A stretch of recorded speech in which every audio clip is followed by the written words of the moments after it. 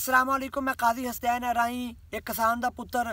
मैं इस टाइम मुरब्बे बैठा अपनी ज़मीन के जिथे कि कपाह वड्डी जा रही आ और पूरे पंजाब के किसान हुण अपनी ज़मीनां तैयार कर रहे आ। तो बाद पूरे पंजाब के कनक की बजाई शुरू हो गई है। ये महीना पूरा नवंबर का जिहड़ा ये सीजन आ गंदम की बजाई का।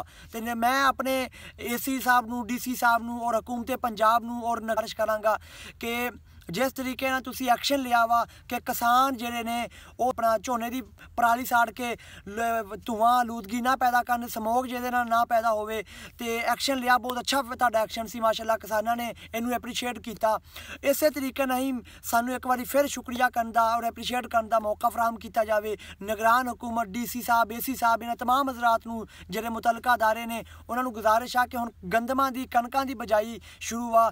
ये पंजाब अपना किसानां दे बाजू बन, किसानां दे दस्तो बाजू बन, किसानां दे नाल होण वाली जुल्म नूं ये रोकन। क्योंकि जिहड़ी खाद हुण किसानां ने अपनी ज़मीनां दे विच गंदम दी काश्त दे वेले पानी है, DAP, सोना, यूरिया, वो ब्लैक च मिल रही आ।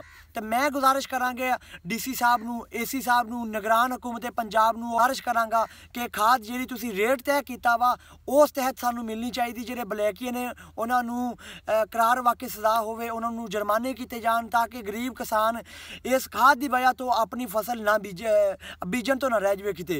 तो मकई का रेट अगर गल की जाए तो मकई का रेट किसान भरावां ने जो फसल मकई की बीजी आ उदों यदा 2200-2400 रुपये रेट सीगा, हुण गिर के थले आ गया 1000 रुपये, हुण 1500-1600 रेट आ।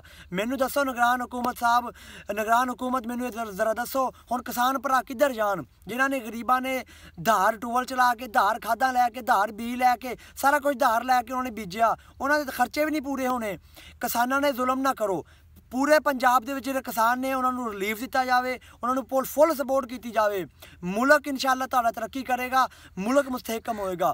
ये मुआशी तौर पर मुल्क मुस्तहकम होगा जदों कि असी किसान भरावां नूं हर तरह का बेहतरीन करके रिलीफ देवांगे। मैं किसान भरावां नूं गुजारिश करांगा मेरे इस पैगाम नूं सवाब की नीयत नाल अपना फर्ज समझदे होया इनू हुकूमत तक, AC साहब तक, DC साहब तक पहुँचाउण ताकि सानू ब्लैक च मिलने वाली खाद सानू हुकूमत दे तय करदा रेट ते मिले। जज़ाकल्लाह जी।